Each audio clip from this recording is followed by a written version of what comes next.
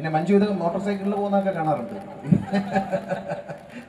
മഞ്ജു എന്നെ നേരിട്ട് കാണുന്നില്ലെങ്കിലും ഞാൻ മഞ്ജുവിൻ്റെ ചലനങ്ങളൊക്കെ വാച്ച് ചെയ്യുന്നുണ്ട്. ഹിമാലയത്തിൽ പോകാൻ ബൈക്ക് വാങ്ങിക്കുന്നതും ഇനിയിപ്പോൾ ട്രാൻസ്പോർട്ട് മന്ത്രി അറിയണം, അങ്ങനെയൊക്കെ വല്ല നിയമലംഘനം ഉണ്ടെങ്കിൽ സൂക്ഷിച്ചോടുക. നമസ്കാരം. മൈജിയുടെ ഉദ്ഘാടന വേദിയിൽ താരമായി ഗതാഗത മന്ത്രി ഗണേഷ് കുമാറും ലേഡി സൂപ്പർ സ്റ്റാർ മഞ്ജു വാര്യരും. ഏറെ വർഷങ്ങൾക്ക് ശേഷമാണ് ഇരുവരും തമ്മിൽ കാണുന്നത് എന്ന് മഞ്ജു പറഞ്ഞു. തന്റെ സഹപ്രവർത്തകൻ എന്നതിനപ്പുറം സംസ്ഥാനത്തിന്റെ ഗതാഗത മന്ത്രി കൂടിയായ ഗണേഷ് കുമാറിനൊപ്പം വേദി പങ്കിടാൻ കഴിഞ്ഞതിൽ ഒരുപാട് സന്തോഷമുണ്ട് എന്നും താരം പറഞ്ഞു. കറുപ്പ സാരിയിൽ അതീവ സുന്ദരിയായിട്ടാണ് മഞ്ജു വാര്യർ ഉദ്ഘാടന ചടങ്ങിന് എത്തിയത്. അതേസമയം മന്ത്രി കസേരയിലെത്തിയ ശേഷം ഷോറൂം ഉദ്ഘാടനങ്ങളിലൊന്നും പങ്കെടുക്കില്ല എന്ന് ഉറപ്പിച്ചിരുന്നതാണ് എന്നും, എന്നാൽ മൈജിയുടെ ഉടമയായ ഷാജി തന്റെ കുടുംബ സുഹൃത്തും സഹോദര തുല്യനുമായതുകൊണ്ട് പ്രതിജ്ഞ തെറ്റിച്ച് ചടങ്ങിനെത്തുകയായിരുന്നുവെന്നും ഗണേഷ് കുമാർ പറഞ്ഞു. മഞ്ജു വാര്യരെ നേരിൽ കണ്ടിട്ട് വർഷങ്ങളായി എങ്കിലും മഞ്ജുവിന്റെ ഹിമാലയൻ ബൈക്ക് റൈഡ് എല്ലാം താൻ കാണുന്നതും അറിയുന്നുമുണ്ടായിരുന്നുവെന്ന് ഗണേഷ് കുമാർ പറഞ്ഞു. ഇനിയിപ്പോൾ ഗതാഗത മന്ത്രി ആയതുകൊണ്ട് തന്നെ ഗതാഗത നിയമലംഘനമുണ്ടാകാതെ സൂക്ഷിച്ച് ഓടുക മഞ്ജു എന്ന് ട്രോളാനും ഗണേഷ് കുമാർ മറന്നില്ല. നമ്മൾ ഇത്രയും സമയം കാത്തിരുന്നു നമ്മുടെ പ്രിയപ്പെട്ട മഞ്ജു വാര്യർ മൈജി ഫീച്ചർ നമുക്ക് മുന്നിൽ സമ്മാനിക്കാനായി കരുനാഗപ്പള്ളിയുടെ മുറ്റത്തേക്ക് ഇറങ്ങുകയാണ്. ഇവിടെ മൈജിയുടെ ഫീച്ചർ സ്റ്റോറിന്റെ ഏറ്റവും പുതിയ ഷോറൂമിന്റെ ഉദ്ഘാടനം ശ്രീ മഞ്ജു വാര്യർ നമുക്ക് മുന്നിൽ സമ്മാനിക്കുന്ന എത്തുന്നു.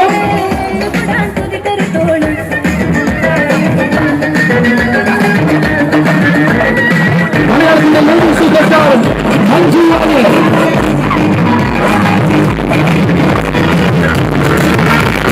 മഞ്ജു വാര്യർ നമുക്ക് മുമ്പിലേക്ക് മൈജി ഫ്യൂച്ചറിന്റെ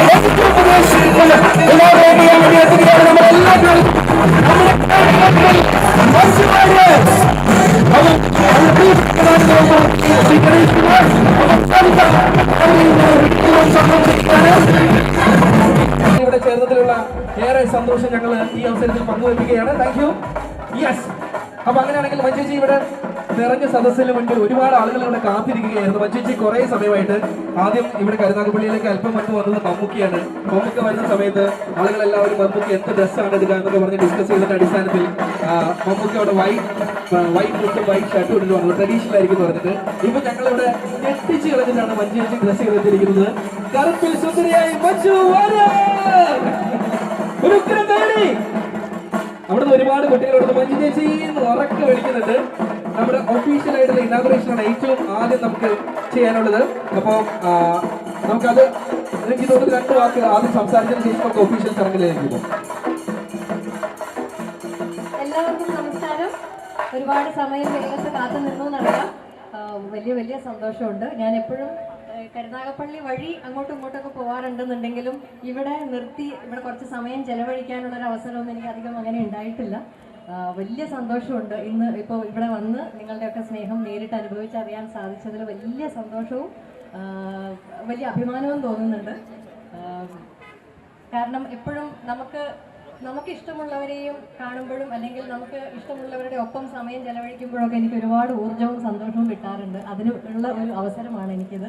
പിന്നെ ഒരുപാട് വർഷമായി തോന്നുന്നു എൻ്റെ പ്രിയപ്പെട്ട സഹപ്രവർത്തകൻ എന്നതിലുപരി ഇപ്പോൾ നമുക്ക് എല്ലാവർക്കും വളരെ ഇഷ്ടമുള്ള പ്രതീക്ഷയുള്ള ബഹുമാനമുള്ള മന്ത്രിയാണ് ഗണേശേട്ടൻ. അപ്പോൾ ഗണേശേട്ടനെയും ഒരുപാട് വർഷത്തിന് ശേഷമാണെന്ന് തോന്നുന്നു നേരിട്ട് കാണാനുള്ള ഒരു അവസരവും എനിക്ക് കിട്ടിയത്. അതിലും എനിക്ക് സന്തോഷമുണ്ട്. അതിനൊക്കെ എനിക്ക് നന്ദി പറയാനുള്ളത് മൈജിയോടാണ് തീർച്ചയായിട്ടും. കാരണം മൈജി എന്ന കുടുംബത്തിൻ്റെ ഭാഗമായിട്ടാണ് ഞാൻ ഇന്നിവിടെ നിങ്ങളുടെ മുമ്പിൽ നിൽക്കുന്നത്. അതിന് ശ്രീ ഷാജിയോടും മൈജി കുടുംബത്തിന് മുഴുവനായിട്ടും ഞാൻ നന്ദി പറയുകയാണ്. എപ്പോഴും മൈജിയുടെ ഒരു വളർച്ച എന്ന് പറയുന്നത് ഷാജിയെ പോലെ തന്നെ മൈജി കുടുംബത്തിലെ ഓരോ അംഗത്തെ പോലെ തന്നെ എന്നെയും വലുതായിട്ട് സന്തോഷിപ്പിക്കുന്നതാണ്. ഇവിടെ തന്നെ മറ്റൊരു മൈജി ഉണ്ട്. ഇവിടെ രണ്ടാമത്തെ മൈജിയാണ്. മഞ്ജുജി പറയാനുള്ള കാര്യങ്ങൾ മുഴുവൻ പറഞ്ഞു തീർക്കരുത്. കാരണം മഞ്ജുജി ഞങ്ങൾക്ക് കണ്ടു മതിയാവില്ല എന്നുള്ള കാര്യം ഞങ്ങൾക്ക് അറിയാം. അത് കാരണം കൊണ്ട് തന്നെ നമ്മൾ ഏറ്റവും ആദ്യം നമ്മളൊരു ചെറിയ ഉദ്ഘാടനം ഇവിടെ നടത്തുന്നുണ്ട്. അപ്പൊ അതിനുശേഷമാണ് നമ്മുടെ സെയിൽസ് ആരംഭിക്കുക. അപ്പോൾ സെയിൽസ് ആരംഭിക്കുന്നതിന്റെ ഭാഗത്തോട് കൂടിയിട്ട് നമ്മൾ നേരെ സ്റ്റേജിലേക്ക് ഒരിക്കൽ കൂടി ഇങ്ങോട്ട് വരും.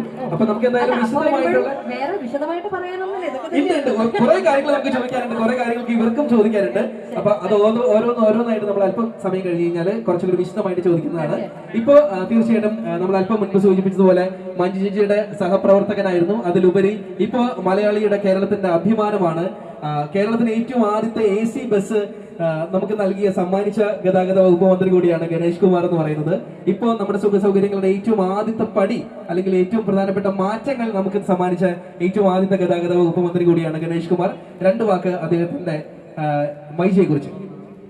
പ്രിയമുള്ളവരെ, നമ്മളിന്ന് മൈജിയുടെ ഉദ്ഘാടനത്തിനാണ് വന്നത്. ഞാൻ മന്ത്രിയായതിനു ശേഷം ഒരു തീരുമാനം ഉണ്ടായിരുന്നു, ഷോറൂം ഒന്നും ഉദ്ഘാടനത്തിന് പോകില്ല.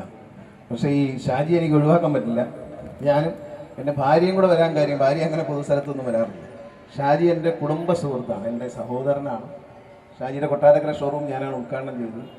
എവിടെയും ഷോറൂം ഉദ്ഘാടനം ഷാജി എന്നെ ഒന്ന് വിളിക്കും, പക്ഷെ ഞാൻ അവിടെ ഇല്ലെന്ന് അറിഞ്ഞാൽ മാത്രം ഷാജി ഉദ്ഘാടനം ചെയ്തിട്ടുണ്ട്. അപ്പോൾ എന്നെ എല്ലാ ഷോറൂമിൻ്റെ ഉദ്ഘാടനത്തിൽ പങ്കെടുപ്പിക്കാൻ ശ്രമിക്കാറുണ്ട്. ഇത് 112ാമത്തെ ശാഖയാണ്. ഞാൻ ഒത്തിരി സന്തോഷമുണ്ട്. ഒരു ചെറുപ്പക്കാരൻ, മലയാളികൾക്ക് എപ്പോഴും ഞാൻ പറയാറുണ്ട്, ഒരു മാതൃകയാണ്. കുറഞ്ഞ കാലം കൊണ്ട് ഒരു ചെറുപ്പക്കാരൻ വിദേശത്തു നിന്നുള്ള പണമൊന്നുമില്ലാതെ സ്വന്തം നാട്ടിൽ അധ്വാനിച്ചു. പ്രവാസികളൊക്കെ വന്ന് ഒരുപാട് പൈസ മുടക്കി ഇൻവെസ്റ്റ് ചെയ്യാൻ അവർക്ക് ഉണ്ട്. പക്ഷേ ഇവിടെ നിന്നൊരു ചെറുപ്പക്കാരൻ, ഈ മണ്ണിൽ നിന്നൊരു ചെറുപ്പക്കാരൻ വളർന്ന് ഇതുപോലൊരു വലിയ പ്രസ്ഥാനം ഉണ്ടാക്കിയെടുത്തതിൽ ഷാജിയെ ഓർത്ത് ഞാൻ അഭിമാനിക്കുന്നു. നമ്മുടെ യുവത്വത്തിന് മാതൃകയാക്കാൻ പറ്റുന്ന ഷാജിയുടെ കരുനാഗപ്പള്ളിയിലെ ഒരു വലിയ ഷോറൂമാണ് ഇവിടെ ഉദ്ഘാടനം ചെയ്യപ്പെടുന്നത്. നമ്മുടെ മഞ്ജു ഉണ്ട്. മഞ്ജു പറഞ്ഞ കണക്ക് ഒരുപാട് വർഷമല്ല, എനിക്ക് തോന്നുന്നു ഒരു 3 വർഷം മുമ്പ് ആണ് ഞാൻ ദുബായിൽ വെച്ച് പിന്നെ കണ്ടതാണ്.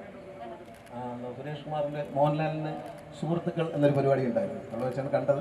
പിന്നെ മഞ്ജു ഇത് മോട്ടോർ സൈക്കിളിൽ പോകുന്നതൊക്കെ കാണാറുണ്ട്.